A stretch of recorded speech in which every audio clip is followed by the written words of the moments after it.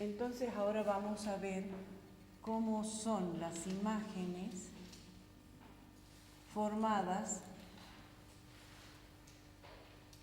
por dos lentes.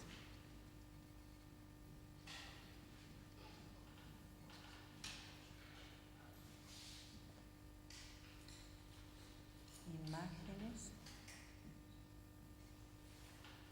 No sé si llego. Bien. Supongamos entonces que tenemos un sistema óptico que está formado por una lente cuya distancia focal le vamos a llamar F1.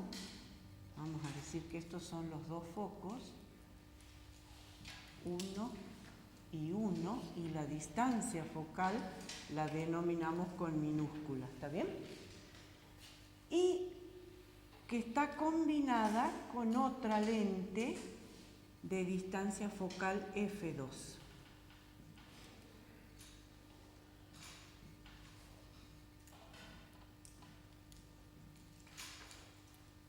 Al igual que cuando vimos las dos superficies que les dije deberíamos trabajar con el principio de superposición, lo mismo vamos a hacer acá. Es decir, vamos a trabajar como si la segunda lente no existiera y después nos olvidamos de la primera lente y trabajamos con la segunda, ¿sí? A ver, voy a esperar que terminen, si no, no me van a atender.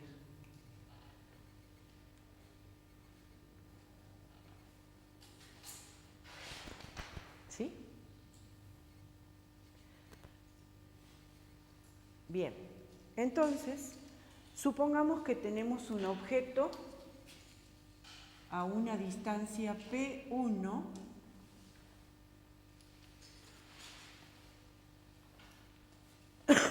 de la primera lente.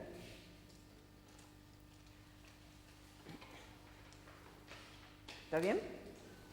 ¿Puedo seguir? Entonces, en este caso vamos a utilizar dos métodos.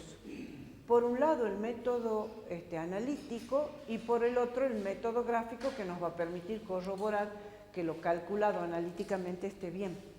Es decir, para la primera lente, ¿qué voy a hacer? Voy a aplicar la ecuación del constructor de lentes y voy a decir 1 sobre P1 más 1 sobre Q1 es igual a 1 sobre el foco 1. Con lo cual, de acá voy a poder calcular que la inversa de la distancia imagen de la primera lente va a ser igual a 1 sobre el foco 1 menos 1 sobre P1. Y después, aplicando la inversa, voy a obtener la distancia imagen. Vamos a corroborar gráficamente, es decir, con trazar dos rayos es suficiente. Entonces, siempre elijan el haz que menos les complique el dibujo, ¿se entiende? Entonces, yo voy a utilizar el que incide en forma paralela y se refracta pasando por el foco, y voy a utilizar el que pasa por el centro de la lente y sigue su camino. ¿Está bien? Y esta va a ser entonces ahora la imagen primera, cuya distancia imagen es esta. ¿Está bien? Al igual que en el caso de la superficie curva, acá tengo que, cuando voy a enfrentar la segunda lente, tengo que considerar ahora cuál es mi nueva posición objeto, sabiendo que la imagen de la lente anterior es el objeto para la segunda lente. Es decir, lo que quiero decir es que esta imagen ahora va a ser objeto para la otra lente, es decir, que ahora esta distancia es P2. Y por supuesto que siempre tengo que saber qué separación hay entre las lentes, y le llamamos D. Entonces, para la segunda lente,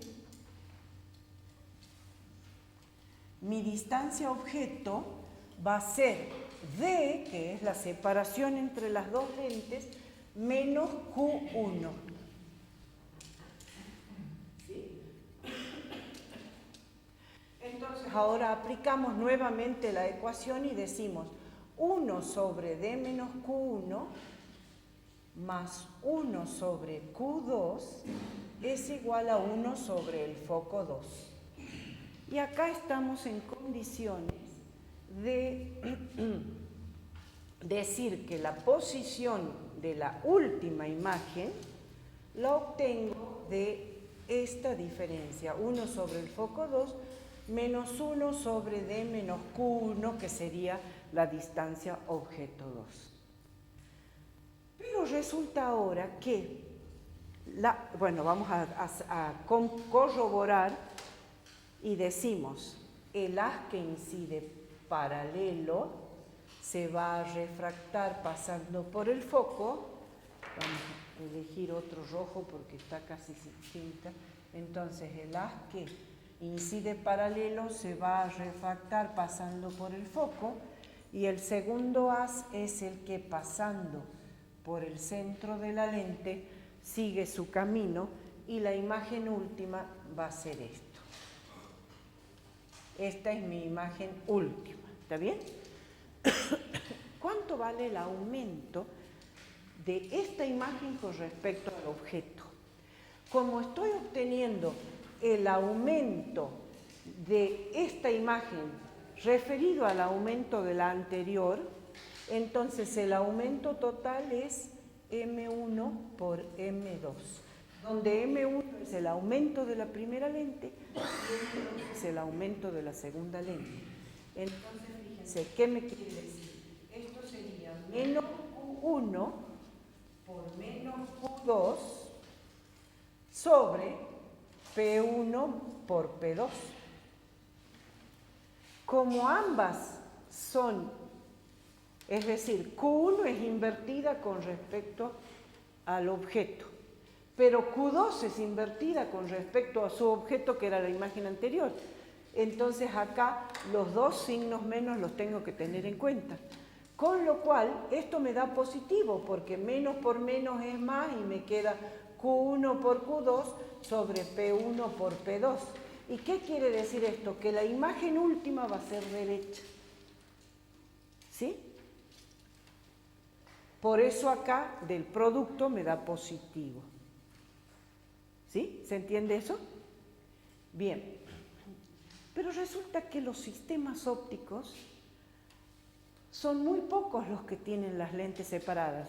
Sí hay instrumentos ópticos como el telescopio, el microscopio, el larga vista, que tienen las lentes separadas, pero las cámaras de foto, las cámaras reflex, tienen las lentes juntas. Es decir, la combinación de lentes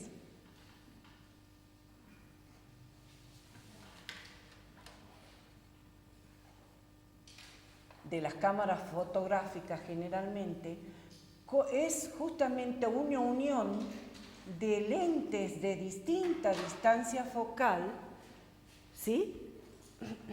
Pero que están unidas, es decir, donde L es, perdón, no le llamé L acá, sino D, donde D es igual a 0. Entonces, recuerden, en este caso, yo tenía para la primera cara era 1 sobre P1 más 1 sobre Q1 igual a 1 sobre el foco 1, ¿sí? ¿Recuerdan?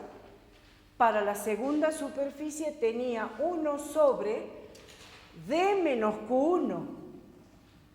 Como D vale 0 sería así. Más 1 sobre Q2 igual a 1 sobre la distancia focal de la lente 2. Con lo cual, sumando miembro a miembro, resultaría que 1 sobre P1, que ahora le vamos a llamar 1 sobre P, este se me va a simplificar con este al sumarlo porque tienen distintos signos, más 1 sobre Q2, que ahora le voy a llamar Q, es igual a la suma de las distancias focales. Con lo cual estoy diciendo que una combinación de lentes donde las lentes están juntas o separadas por una sustancia que impide que se raspen entre sí, ¿sí? Pero es lo mismo que estuvieran juntas, la distancia focal de la combinación, a ver, borremos esto, la distancia focal de la combinación y que se llama distancia focal efectiva es la suma de las inversas de las distancias focales individuales. O sea que lo que estoy diciendo es que la distancia focal efectiva de esta combinación de lentes es la suma de las inversas de las distancias focales individuales, donde justamente la inversa de la distancia focal es la potencia de la lente.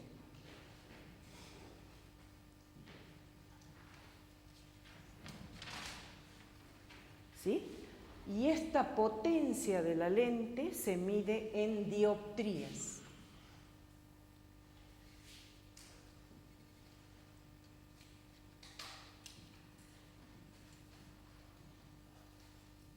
Es decir, supongan que vamos al oculista y el oculista nos dice que necesitamos 4 dioptrías, una lente de 4 dioptrías.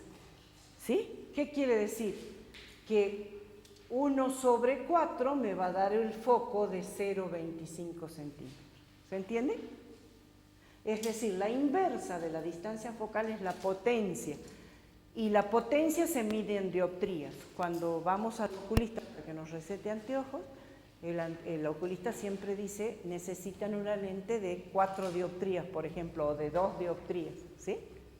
¿Qué quiere decir? Que la inversa de eso es la distancia focal del anteojo que necesitamos. ¿Sí? ¿Se entiende? Bueno, vamos a hacer otro lente divergente para que analicemos bien.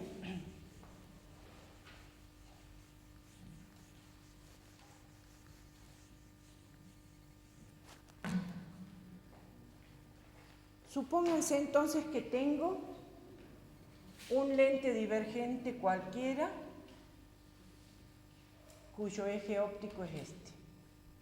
La diferencia entre el lente divergente y la lente convergente es el foco justamente, que ahora los focos están invertidos. Entonces, lo que en una lente convergente el foco de atrás era foco imagen, en este caso el foco de adelante es el foco imagen, ¿se entiende? Y el foco de atrás va a ser el foco objeto. Entonces, supongamos que tengo un objeto, a ver, vamos a dibujarlo entre el foco y la lente para que vean que no cambia la forma de trazar los rayos. Este es mi objeto ahora. Oh, se me borró. Entonces, utilicemos el haz que incide paralelo, se va a refractar pasando por el foco imagen, pero el foco imagen queda delante. Entonces,